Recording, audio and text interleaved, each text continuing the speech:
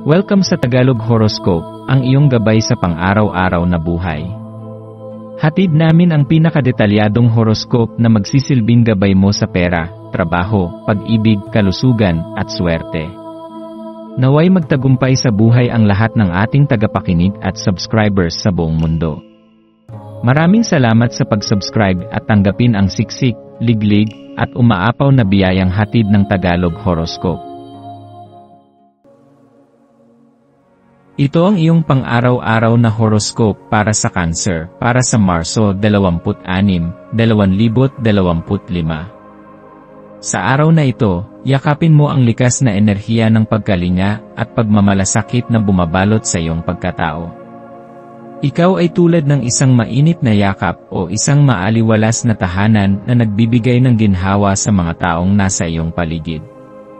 Sa iyong presensya, maraming tao ang nakakaramdam ng kapanatagan, parang isang basang damit na sa wakas ay natuyo sa ilalim ng araw. Ang iyong kakayahan na magbigay ng pagmamahal at pag-unawa ay biyayang dapat mong yakapin at linangin. Habang ginugugol mo ang iyong araw, maglaan ka ng sandali upang pagnilayan kung paano ang pakiramdam ng katiyakan ay nakakaapekto sa iyong mga iniisip at kilos. Sa pagkakaroon ng mas malinaw na direksyon at kumpiyansa sa iyong mga desisyon, mas nagiging maayos at makabuluhan ang bawat hakbang na iyong ginagawa. Ang araw na ito ay nagdadala ng magandang pagkakataon upang pag-isipan kung may mga bigat sa iyong damdamin na matagal mo nang pinapasan. Maaaring ito ay mga sama ng loob, hinanakit, o sakit ng loob na patuloy na nagpapabigat sa iyong kalooban. Kung ikaw ay may mga bagay na pinipigilan o iniinda, ito na ang tamang panahon upang bitawan ang mga ito at hayaang maghilom ang mga sugat ng kahapon. Tandaan na ang pagpapalaya sa mga negatibong emosyon ay hindi nangangahulugang pinapawalang bisa mo ang iyong naramdaman noon, kundi ito ay isang tanda na pinipili mong maging mas malaya, mas payapa, at mas bukas sa positibong enerhiya sa hinaharap. Ngayong araw, mahalagang bigyang pansin ang mga detalye sa iyong kapaligiran. May mga bagay na madalas nating hindi napapansin, mga munting senyales ng pagmamahal, mga simpleng kilos ng malasakit, o mga bagay na tila maliit, ngunit may dalang malaking kahulugan. Sa iyong pagiging mapanuri at maalalahanin, maaari mong matuklasan na ang mga sagot sa iyong mga tanong ay matatagpuan sa mga bagay na dati ay hindi mo gaanong pinapansin.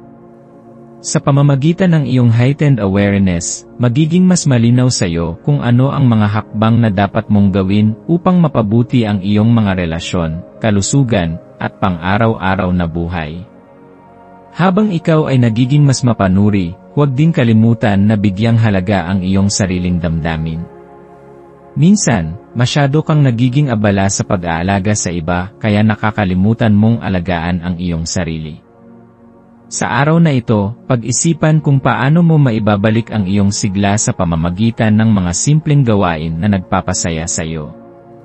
Maaaring ito ay sa pamamagitan ng pagbabasa ng isang magandang libro, pakikinig sa musika na nagbibigay inspirasyon sa iyo, o pag-ukol ng oras upang tahimik na magnilay at magpasalamat sa mga biyayang mayroon ka.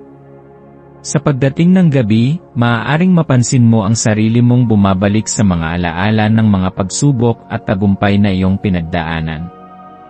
Gamitin mo ang oras na ito upang pagnilayan ang iyong emosyonal na paglalakbay, ang mga aral na iyong natutunan, ang mga tao na naging bahagi ng iyong kwento, at ang mga tagumpay na minsan ay hindi mo na napapansin dahil sa pagmamadali ng buhay.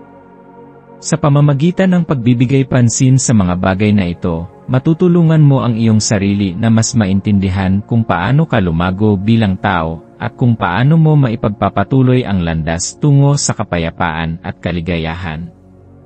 Ang maswerteng kulay para sa iyo ngayon ay kulay puti. Ang puti ay sumisimbolo ng kaliwanagan ng isip, kalinisan ng puso, at panibagong simula. Sa pagsusuot ng puti o paglalagay ng bagay na kulay puti sa iyong paligid, mapapalibutan ka ng enerhiya na nagdadala ng kapayapaan at panibagong pananaw sa buhay.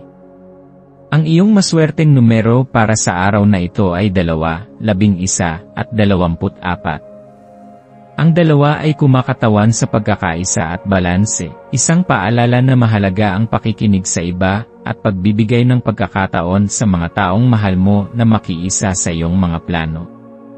Ang 11 naman ay sumasalamin sa inspirasyon at malikhaing enerhiya, isang paalala na ang mga ideya na bumabalot sa iyong isipan ay may potensyal na magdala ng tagumpay kung iyong sisimulan. Samantalang ang 24 ay simbolo ng katatagan at pag-usbong, isang paalala na sa kabila ng mga pagsubok na iyong hinarap, ikaw ay patuloy na lumalago at nagiging mas matatag. Ang maswerteng gawain para sa araw na ito ay ang paggawa ng bagay na nagpapalakas ng iyong kalooban. Maaari itong maging pagsasagawa ng isang hilig na matagal mo nang hindi nabibigyan ng oras tulad ng pagpipinta, pagluluto ng paborito mong pagkain, o simpleng pakikipag-usap sa isang taong nagpapasaya sa iyong puso. Sa pamamagitan ng paggawa ng mga bagay na nagbibigay inspirasyon sa iyo, mababalot ka ng enerhiya na magbibigay ng sigla at pag-asa. Sa pagtatapos ng araw na ito, pagnilayan mo ang iyong mga ginawa at ipagpasalamat ang bawat maliit na tagumpay na iyong natamo. Maaaring hindi mo paganap na nararamdaman ang bunga ng iyong pagsisikap, ngunit tandaan na bawat hakbang na iyong ginagawa ay nagdadala sa iyo patungo sa mas maliwanag na kinabukasan.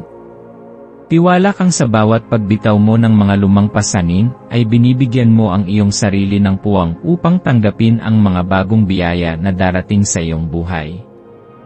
Panghawakan mo ang iyong kakayahang maging mapagmahal at maalalahanin, sapagkat ito ang isa sa pinakamalalaking regalo na maibibigay mo, hindi lamang sa iba kundi pati na rin sa iyong sarili.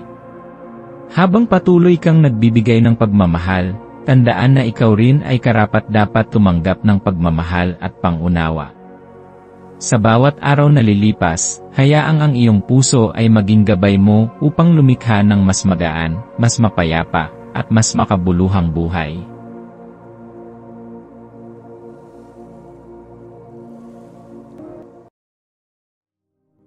Tayo ay magkaroon ng kaunting sandali upang ipagdasal ang lahat ng mga dalangin ng ating mga subscribers, na sana'y matamo nila ang kanilang mga pinapangarap sa buhay, magandang trabaho, mabuting kalusugan, payapa at masayang pamumuhay, at siksik, liglig at umaapaw na biyaya at kayamanan. Ipinagdarasal namin ng mataimtim ang lahat ng mga komento sa nakaraang video, at hinihiling namin, Panginoon, na pagpalain mo ang ating mga subscribers ng masayang buhay sa mundong ibabaw. Maraming salamat po. Maaari kayong mag-subscribe sa aming channel na Daily Prayer, kung saan nag-a-upload kami ng pang-araw-araw na Catholic Gospel Readings, Reflections, at Daily Rosary Reading para sa lahat ng misteryo ng araw. Tulungan ninyo kaming buuin ang community na ito at mag-subscribe na. Ang link ay nasa description box. Maraming salamat sa panonood ng iyong horoscope ngayon araw. Naway gabayan ka ng mga bituin sa iyong landas. Huwag kalimutang mag-like, share, at subscribe para sa iba pang cosmic na kaalaman. Hanggang sa muli, manatiling konektado sa universo.